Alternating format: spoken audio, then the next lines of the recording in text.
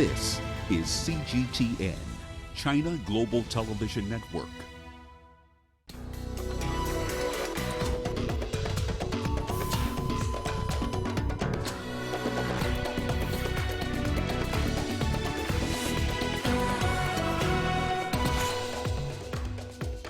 President Xi Jinping says China will continue to contribute to world peace at the Conference on Interaction and Confidence-Building Measures in Asia.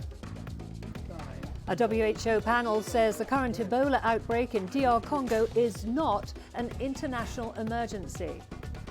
And how a ride on horseback is helping those living with disabilities. Hello and welcome to CGTN. This is Africa Live and I'm Karen Roberts in Nairobi. Also coming up in the programme. Tanzanian President welcomes the application by DRC to join the East African Community Regional Bloc. And in sports, why Caster Semenya may not honour an invite to participate in the Morocco Diamond League. We begin in Tajikistan, where Chinese President Xi Jinping has delivered a speech at the Conference on Interaction and Confidence-Building Measures in Asia, or CICA, in Tajikistan's capital, Dushanbe. In the speech, Xi spoke highly of the contribution CICA has made to peace and stability in the region. He urged Asian countries and their partners to explore a regional security structure with Asian features. Asia faces common challenges such as insufficient political mutual trust, uneven economic development, and outstanding security and governance issues. Building an Asia where countries are enjoying mutual respect and trust is our common expectation. We must abide by the principles established by the UN Charter, respect the sovereignty, independence, territorial integrity of all countries, and respect the political roles and development path that countries choose independently. In addressing economic and trade problems, President Xi called for equal dialogue based on mutual respect and adherence to multilateral trade rules. He emphasized that relevant parties should never readily resort to protectionism and unilateralism. The Chinese president stressed the country's commitment to multilateralism and to constructing a more open and inclusive Asia. China will stay committed to peaceful development and reject harming neighbors. China will continue to deepen friendship and cooperation with other countries and pursue peaceful settlements to disputes with relevant countries. China will stay committed to opening up for win-win outcomes and share development opportunities with other countries. China will stay committed to practicing multilateralism to safeguard the international order underpinned by the international law. China will work with other countries to advocate extensive consultation, joint contribution, and shared benefits in global governance. China will firmly uphold the UN-centered international system. Meanwhile, security issues are taking center stage at the 5th CICA summit underway in Tajikistan's capital city of Dushanbe today. CGTN's Yo Yang takes a look at what CICA is and the objectives of the group.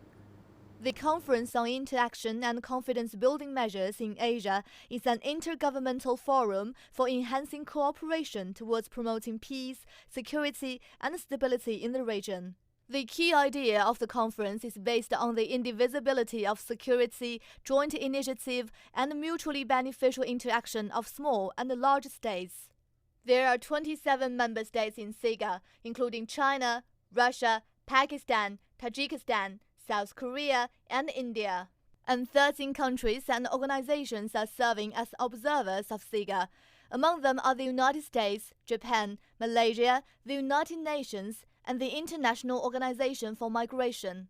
The very first SIGA summit was held on June 4, 2002. The push for this meeting came as a result of the September 11 terrorist attacks of the previous year.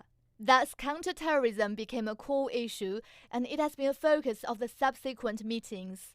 The SIGA summit meetings are held every 4 years, and China presided over the 4th SIGA summit in Shanghai in 2014. Yo Yang, CGTN. Now to the Ebola outbreak in DR Congo. The International Health Regulations Emergency Committee has decided not to classify it as a public health emergency of international concern. Asta Toll has more on the decision made by the World Health Organization's emergency panel. The decision by the International Health Regulations Emergency Committee comes after a 5-year-old boy and his grandmother died from the virus in Uganda. The boy's family contracted the disease after attending a funeral in the DRC. It was the view of the committee that the outbreak is a health emergency in the Democratic Republic of Congo and the region, but it does not meet all the 3 criteria for a public health emergency of international concern.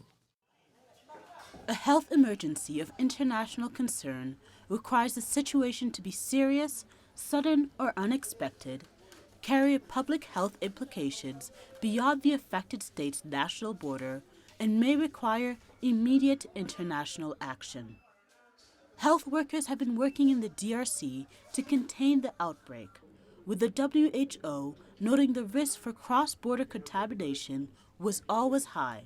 Although the outbreak does not at this time pose a global health threat, I want to emphasize that for the affected families and communities, this outbreak is very much an emergency. The World Health Organization also appealed to international partners to assist with funding needed to combat the outbreak. Children and adults and responders, healthcare personnel, are dying from this disease. And that emergency in itself is a reason for donors to fund the response. The American pharmaceutical company Merck is set to deliver 100,000 doses of Ebola vaccines by the end of the year. Asta Toll, CGTN. Uganda has started a second round of vaccinations for more frontline workers after 2 people died of Ebola. The vaccine will be given to health workers in districts bordering the Democratic Republic of Congo, where the disease has been continuing for over 10 months. Around 5,000 health workers have already received the vaccine. Isabel Nakiria now reports. Around 4,000 doses of the Ebola vaccine will be given to more health workers as Uganda steps up efforts to stop the spread of the disease. 3 people that had been confirmed with Ebola belong to the same family. 2 have so far died, while a 3rd case, a 3-year-old boy, was sent back to the DRC with 4 other family members. The family had traveled from the DRC to attend a burial of a relative who died of Ebola. Uganda and the DRC governments agreed to repatriate the family to continue with treatment from there. The victims were a 5-year-old boy and his 50-year-old grandmother. For now, the government says that there is no other confirmed case of Ebola in the country. Results of the 3 new suspected cases are not yet out. The WHO is also assessing whether to declare the outbreak a public health emergency. Isabel Nakiria, CGTN, in Kampala. Well, for more on this, we are now joined by Chris Ochemringa in Kinshasa and Julia Leobova in Geneva. First to you, Chris. Has there been any reaction in the DRC after this current Ebola outbreak was deemed not to be an international emergency? And what does this mean for the country, would you say? Yes, I spoke to some officials from the DRC Health Ministry, and they were very excited about the WHO's decision, largely because they were fearing the negative impacts that would happen after this declaration was made, and that is countries around the DRC and those far away would exercise their sovereignty to issue travel and trade restrictions, and they were fearing that that would have a very negative impact on their economy. They were quoting the case of the West African Ebola outbreak in 2014, where a similar declaration was made, and then countries decided to stop people from entering their country, from those countries in West Africa. So Congolese are happy that that part of East Africa, of the Eastern DRC that is affected, is doing a lot of trade with Rwanda and Uganda. And so if the declaration was made, then it would likely compel other countries to issue travel bans, which would bring another problem to the DRC. Okay, thank you, Chris. We shall return to you in a moment. Let's now go over to Geneva, where Julia Lyubova is standing by for us. Julia, what is the significance of the WHO panel's decision not to declare the Ebola outbreak in DRC to be an international emergency?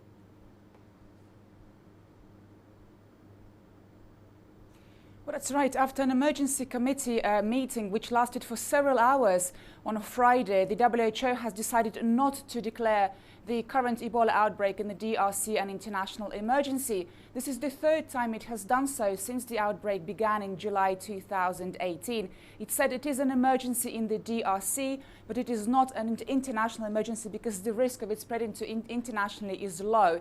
It was a difficult decision for the panel to arrive at, but it said it had nothing to gain from declaring it an international emergency, but potentially had a lot to lose. It said that it didn't want to impose any unnecessary restrictions or create any panic reactions. It said that, for example, if it did declare it an international emergency, this could have led airlines to impose restrictions to the affected countries. Also could be a travel and trade restrictions and border restrictions, which would have hurt the economy of the DRC. So for the moment, it says that the outbreak can be managed regionally, although of course there is still a risk that it could be spreading further. Okay, thank you, Julia. We shall return to you in a moment. Back to Chris in Kinshasa. As you were saying earlier, and as Julia has been saying, that the Congolese are actually pleased about the fact that they haven't got travel and trade restrictions. But what measures are being put in place to contain the spread of Ebola in the DRC? Well, first of all, they have strengthened the surveillance around the borders where, the incident happened. The Ugandan boy crossed over from the DRC. So they have, put more security people around those porous areas, the pathways where people were passing. And they are also stepping up the contact tracing. That is following up patients who have come into contact with people who are suspected to have Ebola. And so the WHO Director General, Tedros Ghebreyesus, is also traveling to one of the epicenters of the outbreak, that is Butembo in eastern DRC. And the idea is to, to help step up this effort to stop the disease from spreading. Okay, Chris, now back over to you, Julia. What kind of support is the WHO extending to the DRC and to Uganda to help them cope with this Ebola outbreak?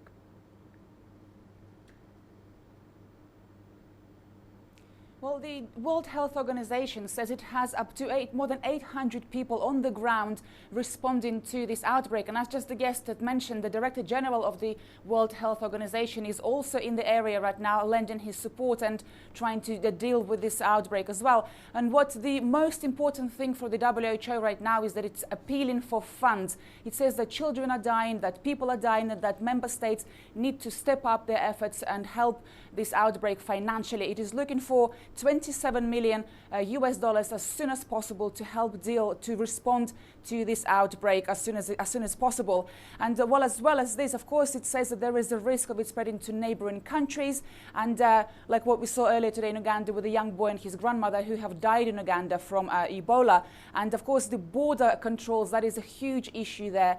Various organizations, the WHO and the Red Cross, are saying that the porous nature of the border between Uganda and the DRC is one of the biggest challenges. So, of course, the WHO is urging the nations to actually to work better on border controls and is appealing for funds to help those states to deal with that issue.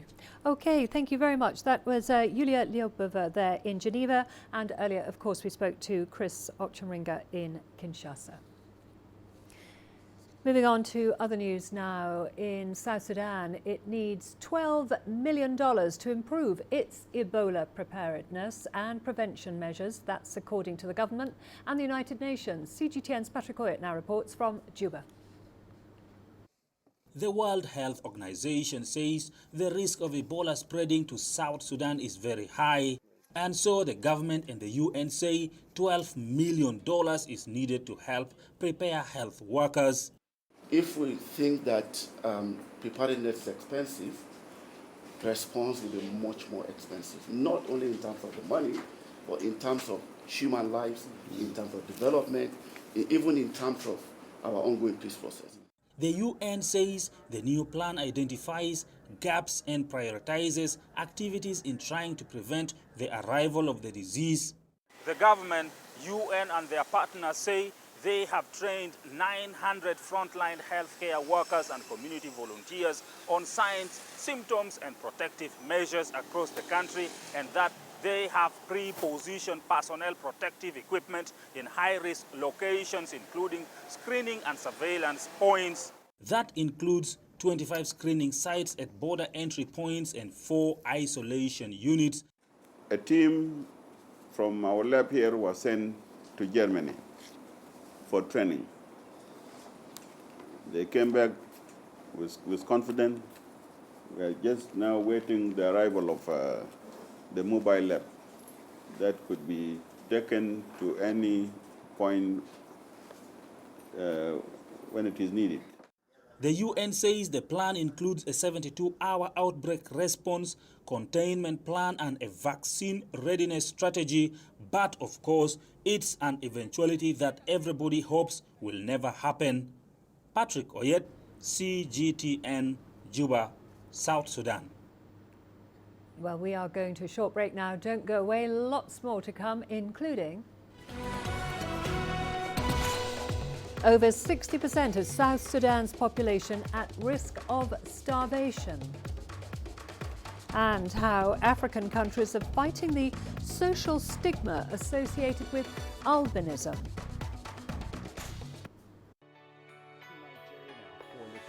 Data out of the country. With a dedicated and diverse team of anchors, CGTN now brings Africa to the palm of your hand.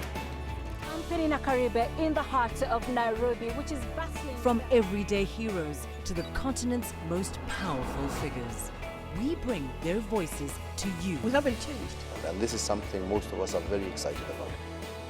We bring you news that's changing perspectives.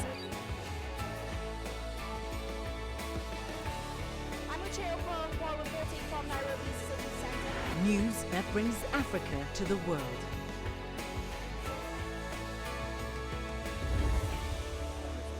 CGTN. See the difference.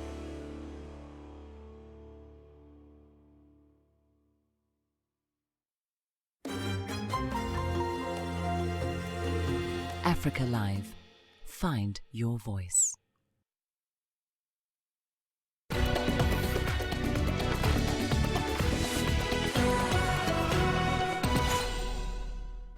The United Nations and South Sudan's government say 6.9 million people face a critical lack of food in the country.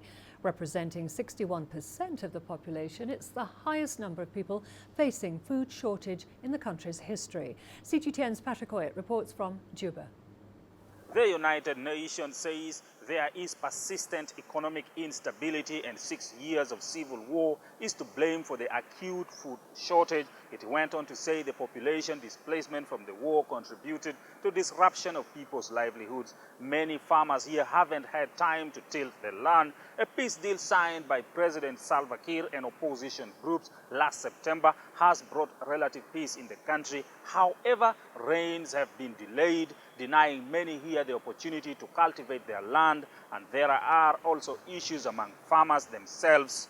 This extreme food insecurity situation is driven by inter-communal conflict and cattle raiding. The United Nations Food and Agricultural Organization says it's working to help farmers. We're trying to procure food and seeds within South Sudan, because with $1 you have double impact. You see, you can buy from the South Sudanese farmers, and after you distribute to other South Sudanese in need. The World Food Programme says it plans to provide up to 5.4 million people with a variety of support, including life-saving food. It also says it will carry out cash distribution in areas with working markets. Food would be provided for the population in return for work on the construction and rehabilitation of community assets such as roads and schools. But the aid agencies say in order to provide assistance to the needy population, there has to be peace in the country. Patrick Oyet, CGTN, Juba, South Sudan. Meanwhile, researchers at the Hunan Hybrid Rice Research Center are looking to boost rice production in Africa. Hybrid rice is currently being promoted and demonstrated in more than 10 countries. Among them is Madagascar, where strains like M729 have increased production in Madagascar by 3 tons per hectare. According to researchers at the HHRRC, Madagascar could achieve basic self-sufficiency in food within 5 years. The Chinese Academy of Engineering also sends 20 researchers each year to Africa, where it has trained over 500 hybrid rice technicians. China's 22nd Peacekeeping Engineer Detachment to the DRC has had its equipment verified by the UN Organization Stabilization Mission in the country.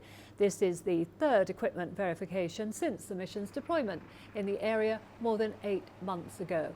The verification is a comprehensive assessment of whether the equipment provided by the troop contributing countries can meet the peacekeeping requirements. According to the evaluation, all equipment were found to be in compliance with United Nations standards. United Nations equipment verification is an important task for peacekeeping detachments. The acceptance of the UN equipment verification is the 3rd since the arrival of our detachment in Uvira. The verification was carried out successfully. We insist on a combination of daily maintenance and centralized maintenance. No problem was found in this verification, laying a good foundation for the completion of our later tasks. China's 22nd Peacekeeping Engineer Detachment to DRC will successfully complete a good peacekeeping mission with higher standards and an excellent style.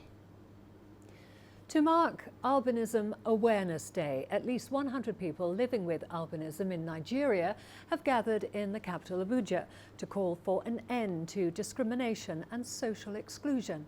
CGTN's Kelechi Emeklem has more. Persons living with albinism gathered to make their voices heard. In Nigeria, there are over 2 million albinos, but they complain about stigmatization, social exclusion, and outright discrimination at different levels of society. Hembadon Asungu is one of them. She's a farmer from north-central Nigeria and a mother of 4. Like many others, she gets sunburns and finds it difficult to see. She fears the sores on her skin could be skin cancer. Because of her condition, she says people run away from her. I face a lot of discrimination from people, especially now that I am in this condition. It hurts me a lot and I get rejected by many people. The United Nations says albinism is still profoundly misunderstood socially and medically. Their physical appearance is often the object of erroneous beliefs and myths influenced by superstition. Advocates say there has been very little change in terms of how they are being treated in society. Discrimination among persons with albinism starts from the home, school,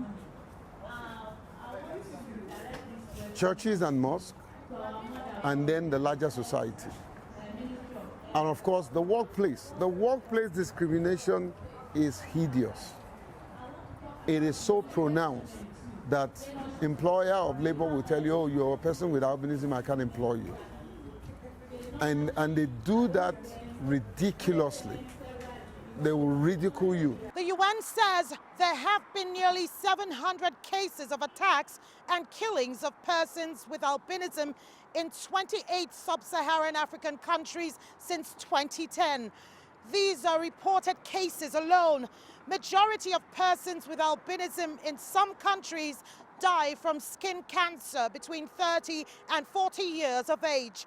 Advocates in Nigeria say the implementation of the laws protecting them is key to ending some of these acts against them. Kelechi Emekalam, CGTN Abuja, Nigeria. Well, in Dakar, the Senegalese capital, the Office of the United Nations High Commissioner for Human Rights joined the albino community to raise awareness of the daily challenges faced by albinos in this West African nation. Let's now take a look. In Senegal, albinos face social discrimination. Through a play and film screening, the community, in partnership with the Office of the United Nations High Commissioner for Human Rights, are making efforts to combat those stigmas. In addition to social stigma, the community faces health problems, such as skin cancer. Albinism makes a person more susceptible to the disease, with sunscreen required to protect them. Many cannot afford to cover the cost. The level of discrimination in Senegal against people living with albinism is truly appalling. Albinos have skin cancer due to the lack of access to sunscreen and necessary health care. 70% des albinos vivent avec un cancer de la peau. Albinos in Senegal receive free basic health care under the country's universal health care program. It doesn't cover the costs required for skin cancer treatment. The country's government is part of the Regional Albinism Action Plan in Africa. Like any Senegalese, as our constitution states, albinos have all the rights that are dedicated to Senegalese people. The work that is being done at the level of the National Directorate of Social Action is to undertake all measures aimed at promoting the rights and protection of albinos. Around 10,000 people in Senegal are living with albinism. Stakeholders aim to bring awareness to the challenges they face and work towards sustainable solutions. Astatal, CGTN. In this technological age, 3D printing is a leading invention changing operations. In Kenya, 3D printing is being used in crucial medical procedures in an effort to improve access to quality care. CGTN's Beryl Ororo has that story. Doctors are often faced with unique pathologies that demand renewed approach. This has created room for the inclusion of 3D printing to save lives and improve quality of care for patients. This particular one is of a patient who had a tumor on his scalp that was going into the skull, and we'd been consulted by the neurosurgeons to help in terms of planning the size of the mesh that they would use to fill the gap once they had removed the tumor. So that is another interesting case. This is actually our most recent case. Dr. Ogalo and his consulting team of doctors use these innovative approaches to healthcare to offer quality services, especially to the poor. A lot of the work that we've done so far has been completely pro bono, to just give patients access to the cutting-edge technology and not make it such a distant cry or something that they only hear of or see of on television. When the case of the conjoined twins presented, a 50-strong multidisciplinary team of doctors were faced with the challenging task of conducting the operation at the Kenyatta National Hospital in Nairobi, and the introduction of 3D cast bridged that gap. We had never had a case that was as complex in terms of the surgery alone and everything surrounding the patient. So this presented a challenge to the entire team. This is the one that we had to get right. What we have is the two children sitting back to back, so to speak, joined in the center. And we're then able to use this particular cast, even intraoperatively as we're operating on the twins, to guide us, to use it as what we call a surgical guide. The doctors performed the surgery for 23 hours. The priority was, of course, one was to preserve the lives of both the children, and two was to ensure that after the surgery, even it being a successful surgery, we had to make sure that the twins were able to walk at the end of the day. After the successful separation of the conjoined twins, the use of 3D printing technology under the team, a prestigious publication in the Journal of Pediatric Surgery case reports. We see a place or a point at which every hospital in the country, public and private, does have an in-house 3D printer with 3D printing technicians or people experienced in the field to be able to generate this kind of models to improve the care, the quality of care across the board for these kind of patients.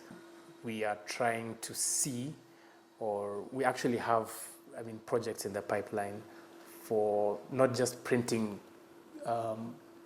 physical anatomic models such as these ones, but taking a leap further and actually trying to 3D print live tissues and live organs. And for the next generation of medical professionals set to march this reality, there is a need for change from the point of entry at the medical schools. We need to train innovators in medicine as opposed to just clinicians. And once we start doing that, then it opens up the whole healthcare industry to a lot more possibilities and a lot more solutions for our own people. In Africa, the pace of adoption of technological advancement faces several barriers, including finance, lack of policy, and lack of adequate support within the sector. However, positive outcomes from well-researched innovative approaches are creating space for both medicine and technology to leverage on each other's strengths for the greater good. Beryl Oro, CGTN. All the business news coming up for you after the break, including Tanzanian president welcomes the application by the DRC to join the East African Community Regional Bloc. Africa is the nexus of enterprise, and global business will tell you why it matters. From the mega investment projects to multi-billion-dollar mergers and acquisitions. Africa today collects, just in terms of revenues from taxes alone, $545 billion a year. If you take 10% of that and you devote it to the energy sector, problem solved. All this on Global Business, weekdays at this time on CGTN. Join us in Global Business and see Africa through our eyes.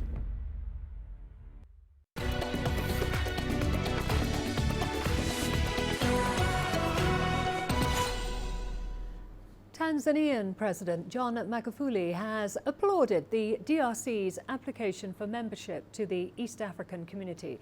Since he assumed office in January this year, the Congolese President Felix Tshisekedi has been visiting EAC countries to secure and to boost ties. CGTN's Daniel Kijo now reports.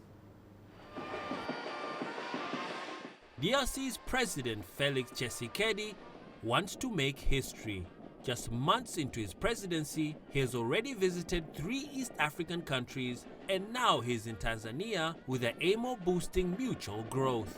President Magufuli was receptive, with both leaders pledging to combat poverty and improve the lives of over 140 million Congolese and Tanzanians. Despite this, there are only 8 Congolese investment projects registered in Tanzania, valued at just $5 million.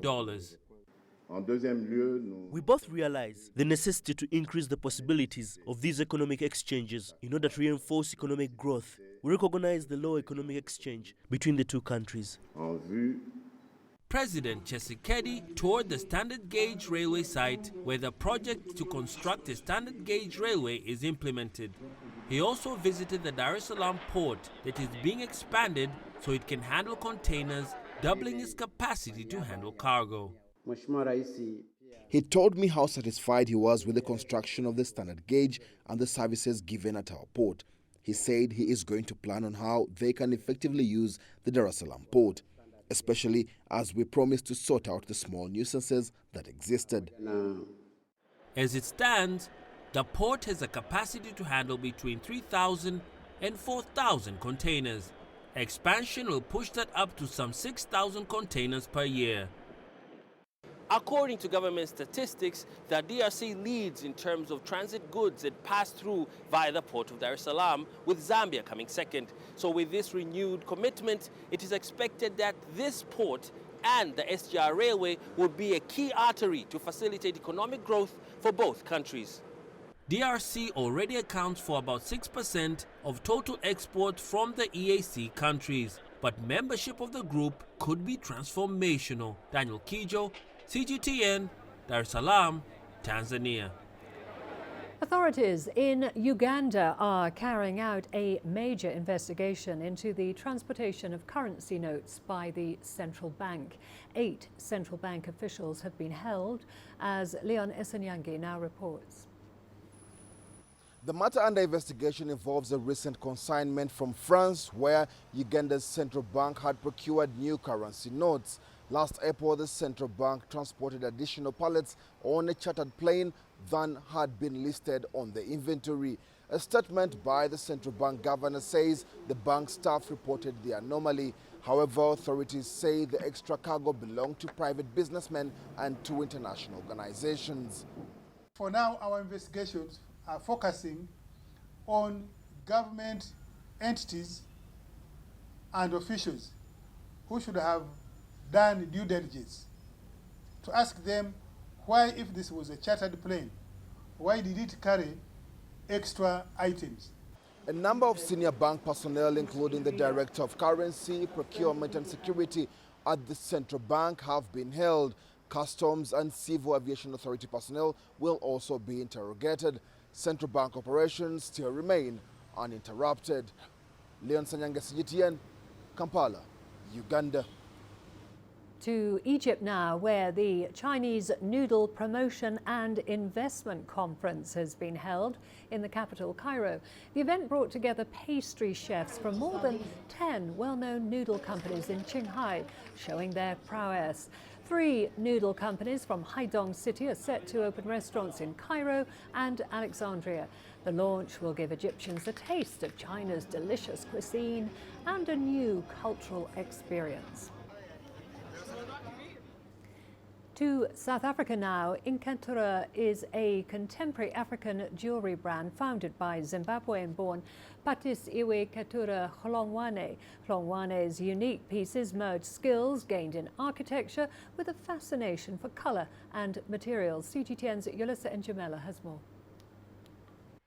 Johannesburg-based jewellery designer Patisiwe Katura Hlongwane started painting at the age of 5. As a young adult, she trained to become a professional architect, but continued to nurture a passion for fashion design. She also started to create jewellery on the side, a hobby that she found to be quite liberating. So for me, it was more, I was passionate about design, but mainly clothing and fashion. And so I decided to actually start exploring that. And during the process, I was working for a fashion brand, and then I started designing my own products to sell. So I started with jewelry because I thought it would be much more manageable. And as I was doing it, I just found that I really enjoyed it, so I just continued with it. Hlongwane would soon start her Inkantura brand of unique jewellery pieces. She tells us that the name means perfume or essence. So the brand is essentially about people expressing themselves and the essence. Inkantura jewelers create pieces for those who love art and want to make a bold statement. Yeah, I think my brand pretty much reflects who I am because I'm very expressive. So I think the pieces are very, I like to call them statement pieces. So they are very expressive. Hlongwane says she aims to uphold authenticity and a respect for local production in her designs. She recently did a collaboration with Amarula on a concept meant to celebrate African designs. So the designs all vary. Some of them are based on different elements such as shapes. Like for instance, I have a drum ring. This one I'm wearing is called a sundial ring, which is like a sun. And then with some of them, it's more to do with geometries, and I usually like to layer things. So it's about playing around with the materials and seeing how those materials can be layered together and how the different shapes work together, which I think is more from the architectural side. Her pieces are fast gaining popularity and her clientele is ever increasing. So I would say right now my market is global because I'm supplying some people who are also in other countries such as Australia and the US and the UAE. And I also have a lot of local clients who also appreciate the brand. Hlongwane is now keen to collaborate with other designers. Yolisa Njabela for CGTN in Johannesburg, South Africa. Gridlock, traffic congestion and pollution. These are just some of the challenges facing many cities in Africa.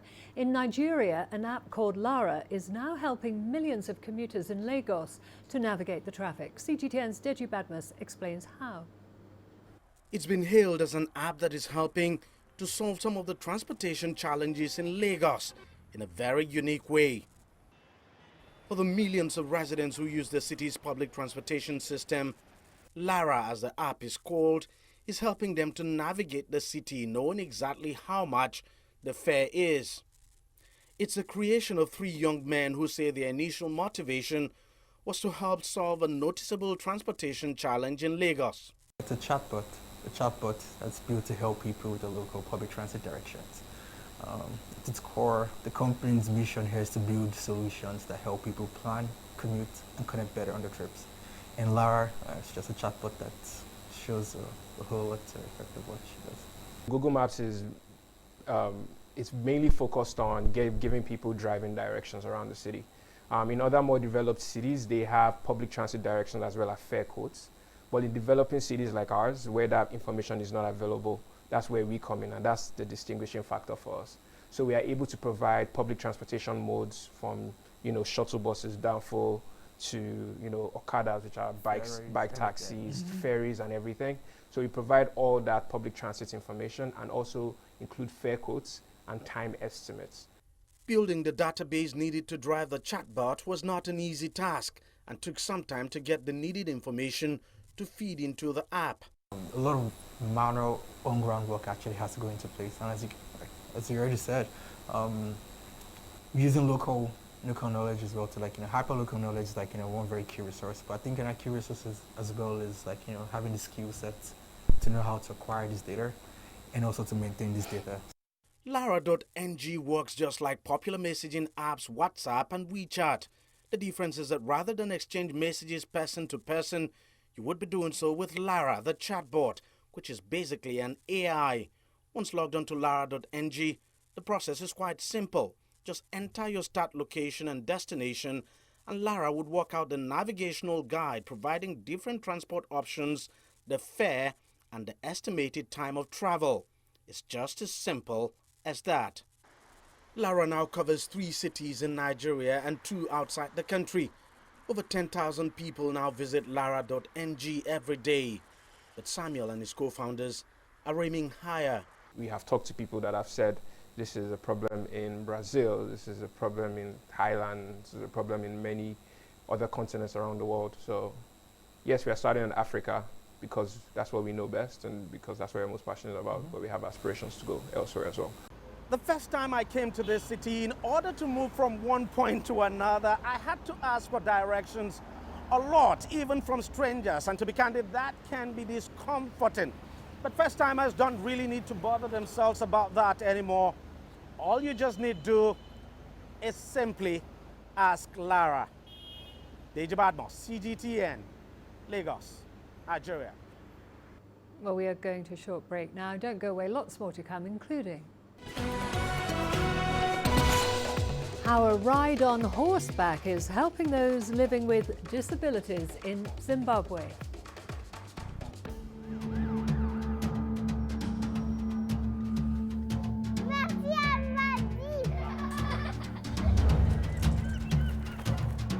So your parking is higher? Yeah.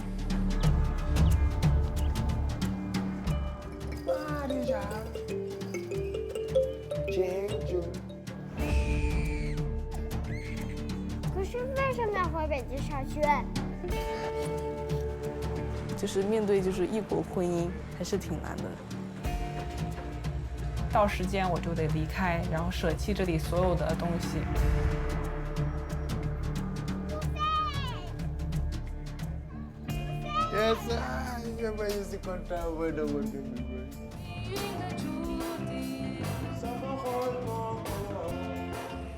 我很想看看这个世界，很想了解不同的地方的文化。不管你在哪里，你都可以创作，你都可以思考，你都可以感受到音乐。我会非常想念他们，而不只是这个风景优美的小岛。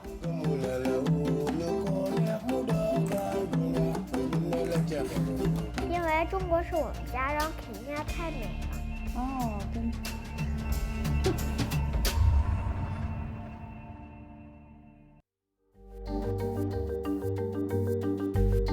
Africa Live.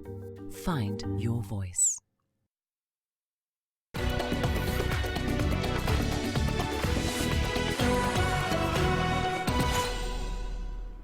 In Zimbabwe, equine-assisted therapy, which involves horse riding, is becoming a popular tool in helping people with disabilities. CGTN's Farai Mwakituya has more. Friday is Sharon Marufu's favorite day of the week. For 20 minutes, she gets to ride a horse, an experience that makes her more animated and which has resulted in marked progress. Sharon's condition has improved. She can now sit up on her own. She can kneel and can roll from one place to another. The 9-year-old, diagnosed with cerebral palsy, has been riding at the Healing with Horses facility in Harare, the second equine therapy center in the country. The first, in Bulawayo, which caters for some 150 children, is the only professional therapeutic horsemanship center in Africa. The children don't actually know that their muscles are working as they're on the horses, because it's a forward and up and down and sideways movement. So whilst they're sitting or even just lying on a horse, those muscles are gently being used. Riding is also good for the mind. Daryl Nyashanu has expanded his cognitive abilities. The time that he'll be doing his horse riding, going right round the facility, he'll be actually pointing out yellow when he sees different leaves, yellow, green, and that's part of his development as well. He's turning 12, but his developmental age is around between 18 months and 24 months. Yeah, so it's really been going great. He loves coming here. Who wouldn't, with such dedicated companions? Nikki is a former top show jumping pony who's now retired fully into therapy. She's created a bond with these children whom she seems to know require tender, loving care. Though less glamorous than being paraded in the winner's circle, the rides Trish is giving here are providing immeasurable, health-improving gratification. Farai Mwakutuya, CGTN, Harare, Zimbabwe. A Zambian-born female hip-hop artist has been making a name for herself on the international platform. Sampa Tempo recently embarked on her African tour with performances in South Africa and her home country, Zambia. Last name Tempo, first name Eve. Somebody ate the food they told the great. Sampa Tempo, popularly known as Sampa the Great, is a singer, songwriter and rapper who was raised in Botswana, schooled in the United States and is currently based in Australia. Her musical journey began upon arriving in the Oceania country. She fuses funky and groovy styles to her music, coupled with a 70s vibe to it. My music is kind of all these many influences meshed into one. So it is though at the root hip hop, but definitely has African soul, R&B, reggae, just everything in one. Black Magic Girl is one of her best known songs. She wrote it for her sister, hoping to stress the important lesson that beauty can't be defined. Having started out as a poet, Sampa's transition to music was a natural progression. So what I do is I write down a lot of stuff in my diary. And I was in love with words and being able to express myself through words. And that's how spoken word came into play. Because I'd play around with words and then I'd play around with performing them, or, you know, the way I'm gonna say what I need to express to other people. The celebrated musician recently concluded her first tour in Africa. I felt like I was in studio with her when she was thinking about all these songs. So it was like a journey to me, you know, from telling a story about her sister, telling a story about the racism in Australia, telling a story about just trying to be a queen, being herself. I heard all that just through a performance, and that's what, for me, an artist should do. It's rap that speaks to our daily lives, which is what we know rap to be. But she brings in these musical elements that are so authentic in their composition, that have like this beat into them, this rhythm that is like a heartbeat. Clap for the day, clap for the day. Sampa's musical prowess has seen her win the 13th Australian Music Prize for her debut album, Buds and the Bees.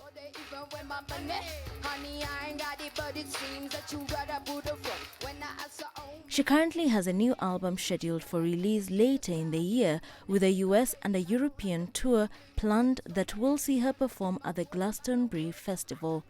Wilkis Anyabo, CGTN. We've got all the sports news coming up after the break, including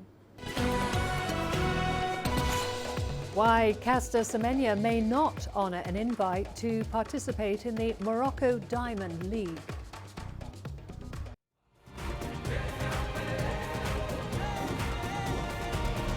Africa Live. Find your voice.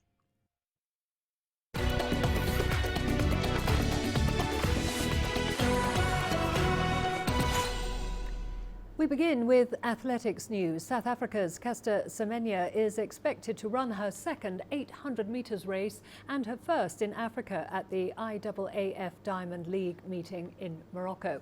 The organisers made a late call on Friday evening inviting the Olympic champion to Rabat. However, reports indicate that she might not honour the invite as it came late. Here's CGTN Sadiq Shaban with more. South African double Olympic and world champion in 800 meters, Caster Semenya seemed to be bouncing back from adversity in as far as her legal quest and challenge against the IAAF new gender rules are concerned. And after her latest victory against the World Athletics governing body, the organizers of Mohammed VI meeting here in Rabat have now accepted to invite the athlete to run 800 meters race on Sunday. It will be Semenya's only second 800 meters race in the series this season, having won the opening race in Doha in May. In the last few minutes, they've added Caster Semenya to the list. Oh, I didn't know that, but that's great. So, yeah, I know it'll go fast, so I'm really excited about that. Yeah. Thousands of athletics fans expected here on Sunday are expected to see the South African easily win the race she has dominated in the world for the last 10 years. Sadiq Shaban, CGTN in Rabat, Morocco. In football, Egypt is gearing up to host 24 teams and their fans for the Africa Cup of Nations football